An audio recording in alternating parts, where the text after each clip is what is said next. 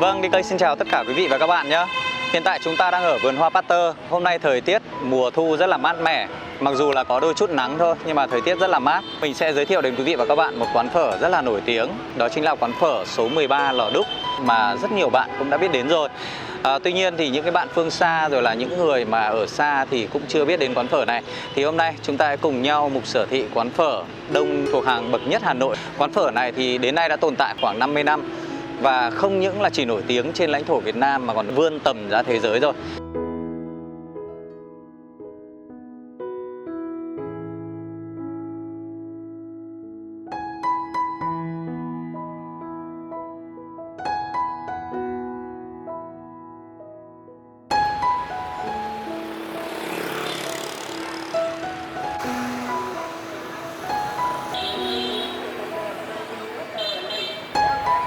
Phở là một thứ quà có thể ăn suốt ngày.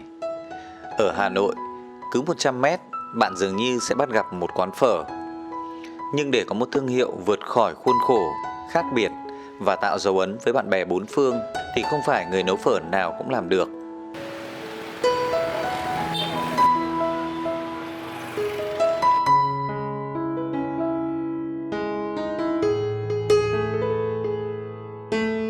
Nhắc đến phở Hà Nội, gần như không thể không nhắc đến phở Thìn Lò Đúc. Điểm đặc trưng của quán mà bạn có thể thấy là quán lúc nào cũng đông khách, đặc biệt vào những giờ cao điểm. Lượng khách vào ra dường như làm náo nhiệt hẳn một góc phố. Trên đấy còn không Trường? Cái con lít kìa. Cho lên trên, rẽ phải ra phố Hoàn Tuyên gửi. Rẽ phải ra phố Hoàn Tuyên gửi dùm em nhá, biển cấm, rẽ phải gửi dùm đi, lên đi anh ơi.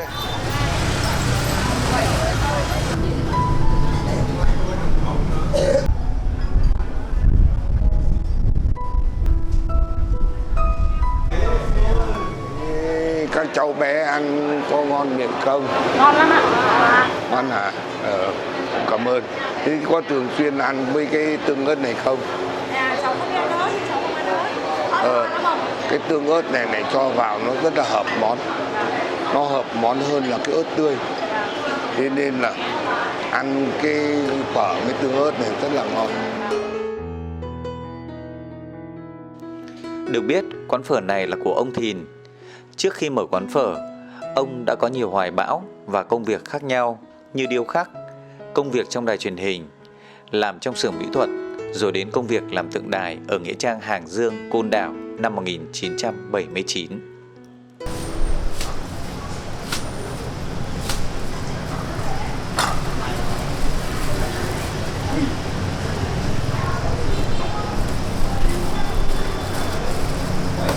Ba cơ. Ai à? Đó ông. Đó ông có việc gì? Đẹp với hai.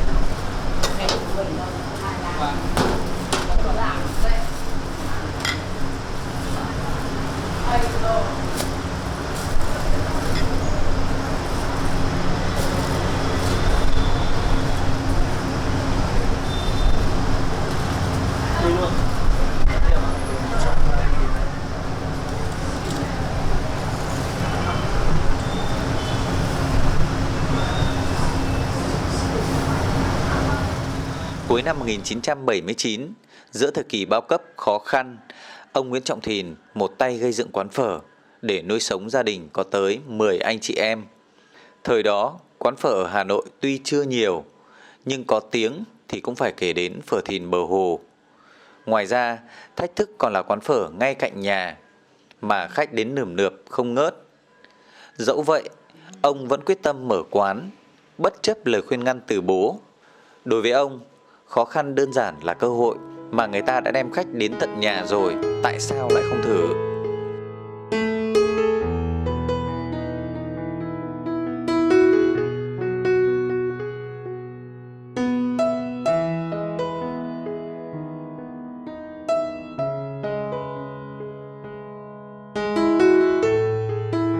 Và cô cũng sang Nhật đến 3 lần. Lần thứ nhất thì cái anh tên là Sumi, thì anh ấy được thành công đến độ mà xếp hàng từ đây ra sang bên đường. Khi mà thành công ngày mùng 9 tháng 3 năm 2019 năm nay này thì hai chú cháu ôm nhau và khóc xong sung sướng hạnh phúc trong một cái khoảnh khắc nhất định, thật là xúc động thật. Bây giờ nhắc lại tôi cũng khó mà cầm được cái nỗi lòng. Vâng. Đấy là một cái điều sự thật. Hello. Ăn có ngon. Oh, very good, amazing. Oh, thank you. Best ever. Ơn ông trời cũng cho mình được cái tố chất liên tục khám phá, liên tục học hỏi, liên tục cập nhật tất cả thông tin, kể cả những thông tin không liên quan đến bắt cóc. Nhưng mà rồi cuối cùng nó lại quay về như mách bảo tôi cần phải làm một cái điều gì như vậy để nó tạo ra một cái chiều không gian khác, không giống ai. Tôi dám làm những cái điều mà từ xưa đến nay chưa ai dám làm. Phương pháp nấu phở thường theo một xu hướng truyền thống, thì ông lại lựa chọn một chiến lược khác biệt với duy nhất một hương vị phở tái lăn, phá cách để tạo ra một bát phở không giống ai. Bên nhà nhiều nhá. Đi bên nhà đấy cháu ơi.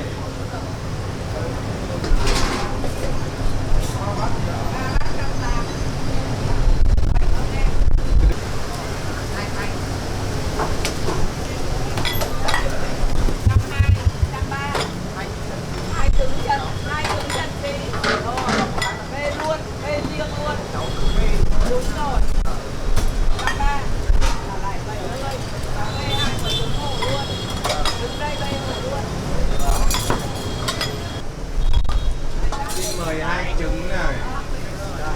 Cứ sôi nó hay hơn. Hai trứng.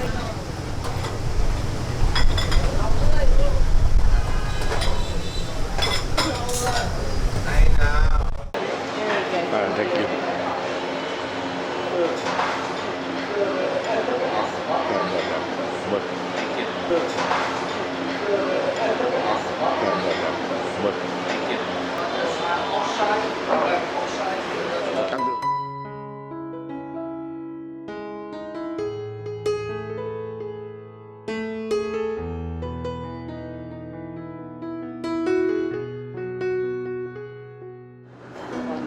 Đây là một bát phở thìn có giá là 60.000 đồng. Ở phía trên có rất nhiều hành phủ kín bề mặt bát. Ở phía dưới chúng ta có thể thấy lấp ló một ít thịt bò. Chúng ta thấy là có nước trong. Ngoài ra thì đây là những cái miếng thịt bò nhỏ và vụn, khác biệt so với những bát phở bò thông thường người ta để nguyên miếng. Chúng ta có thể thấy nước tương đối là trong nhé.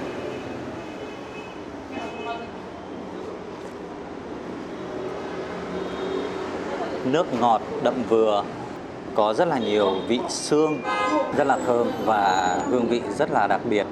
Nó có cái vị chảo rán ở trong bát phở này.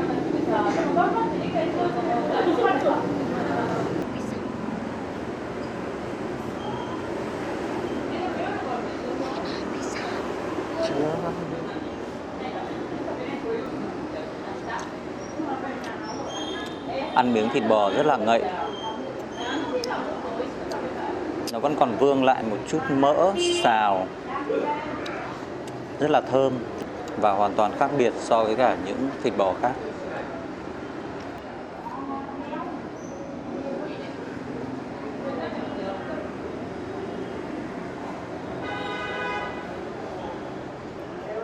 Sợi phở tương đối dài.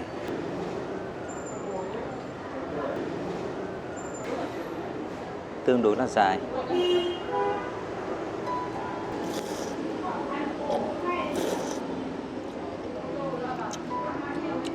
Ăn rất là mềm và không bị dai.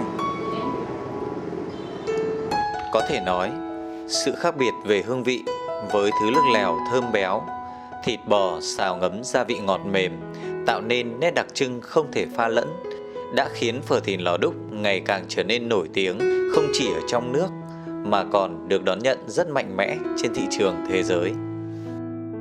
Sang đến Melbourne, Úc thì nó cũng lặp lại cái trường hợp như ở Tokyo. Nhưng mà cái trường hợp ở Melbourne thì tôi lại không xúc động bằng ở Tokyo.